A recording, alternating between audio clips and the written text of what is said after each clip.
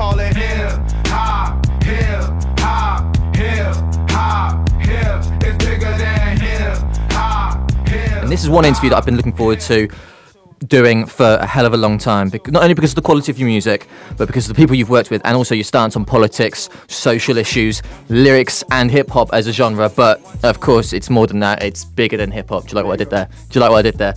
Dead Prez are in the building, Stickman and M1. What's going on? Welcome to Westside. Super salute, man. How you? I'm very, very well. How long you been good? How you? How you feel? I'm sweet. I'm very, very well, thank you. Good to have you here. Good. How long you been here now? I've been in this town? Yeah, well, in the UK. In the UK for about a week. Yeah. Yeah, loving it, apart from the weather? Every day, getting it. It's been sunshine every day, man. Come on, the weather was great too. Everything has been great. Amazing. Even the rain. Okay, but I've got to ask you about the biggest song, admittedly, that you've ever done is the one I just played, Hip Hop, bigger than hip hop. I think I know the answer to this question, but I'm going to ask you anyway. The song put you on the map, but do you ever wish that you had the same amount of success going all the way through your career as you did with that one song? You know, it's massive is relative. You know what I mean? True. It's like what we've been able to do for over 15 years, man, is tour the world, say what the fuck we want to say. You know what I mean? Create music and get support and love. You know, so like hip hop is bigger than hip hop is a part of our legacy, as well as Mind Sex and Hell Yeah.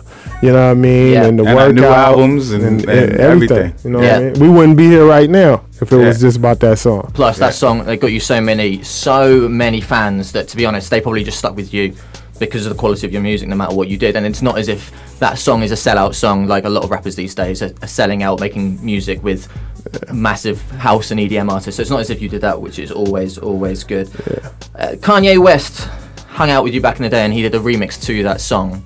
And he has always said that he is a genius. But having worked with him, would you agree? Yes, absolutely. I would. I have to say that he's brilliant. Yeah. You know, he's brilliant. Genius, a god. He's got the song "I Am a God." A god, a freaking god. Yeah. Yes. Amazing. A golden god. Okay. When you talk about the genius of Kanye, really what that means, so it's just not mystic, and so people can understand what it is, because genius comes in all forms and it's not exclusive to only one person.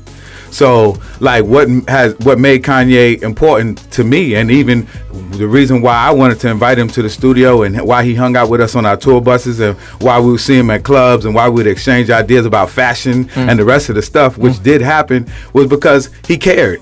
Like, he was genuinely curious about what our lives are like, how he can see himself in these situations, and then he absorbs that and emits an expression that's genuine and real. And that part about it makes part of his genius, because a lot of people do it as like a put on, you know, or an affront to like what's really happening. And what he's able to do is see us for who we are and see us in him. That's how he's able to say, yeah, I was Dead Prez on Rockefeller with a pink polo on. Yeah. Because he identified exactly that. Yeah, you know what I mean? right. So that is in itself genius. And we all can have a little bit of that. It's not just exclusive to Kanye or me or you. But who would you say you had the best chemistry with in the studio, or who would you say also that you thought, I don't really want to work with them again, if anyone?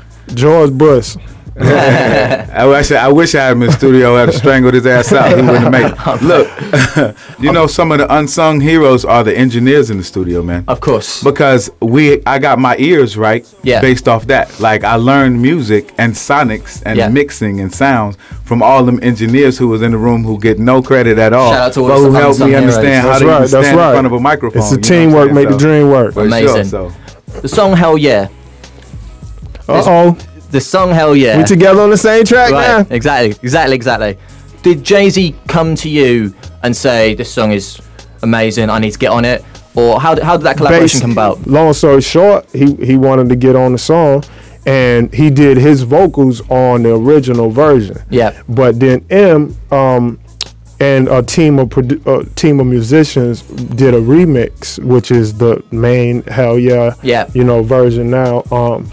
But Jay gave us his verse on the original, and then and put the set it off drums to it, and made it. Let me give you a little more clarity too.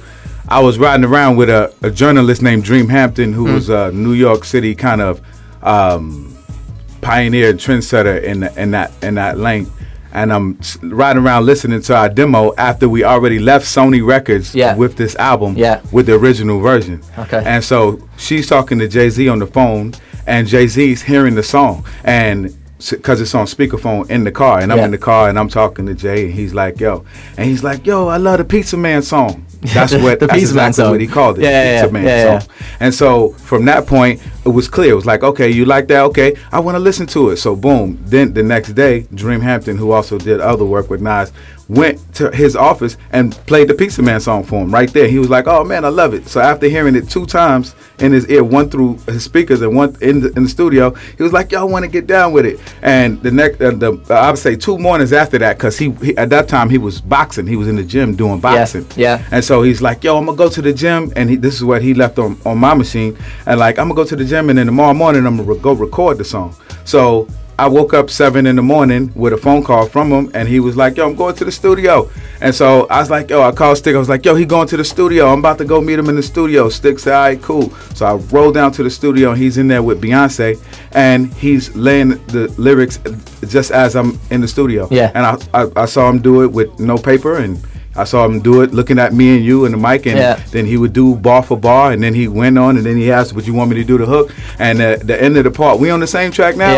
RBG. Yeah. Well, that was definitely encouragement from myself to be able to say, yo, tell him what it is. And so that's how the song got built. And the crew that he's talking about that did the remix is called Downbeat Production Collective, which was responsible for, it was like a beat team that I put together. You know what I mean? With a bunch of great producers involved. Shout out to my homie, rest in peace to Metaphysics, Vijay Iyer, Tippy I, a bunch of fantastic producers who were involved in it, and then we came and collaborated on that remix. So shout out that the team that did the version you heard is called Downbeat Production Collective. Amazing. Yeah, man. What I've got to ask, while we're on the subject of Jay-Z and Beyonce, are they in the Illuminati? Of course they are. Of course they are. Man. Of course they are. Illuminati means to be to show the light. Yes. Or be enlightened. Yeah. Yeah. I think they're enlightened. Right, yeah. okay. And either you're in the Illuminati or you're in the darkness. Okay. Right, enough about all the other artists. Let's get on to you. You've got 4 mixtapes called Turn the Radio Off. Turn off the radio. Turn off the radio. Turn off that bullshit. Turn off the radio, exactly. Yeah. Why call it that? Bit awkward. But why I know what you're going to say. Well, I have a feeling I know what you're going to say. Oh, it's not awkward. Well, I don't need to say it then. No, I'm just kidding. For everyone else, go on. I mean, Turn Off the Radio was inspired by Ice Cube's phenomenal, song Turn Off the Radio. Yeah. And he spoke at a time, that he was like, there's a voice from the people, from the streets that's not being represented on mainstream radio. Yeah. And it gave a platform, for more reality music.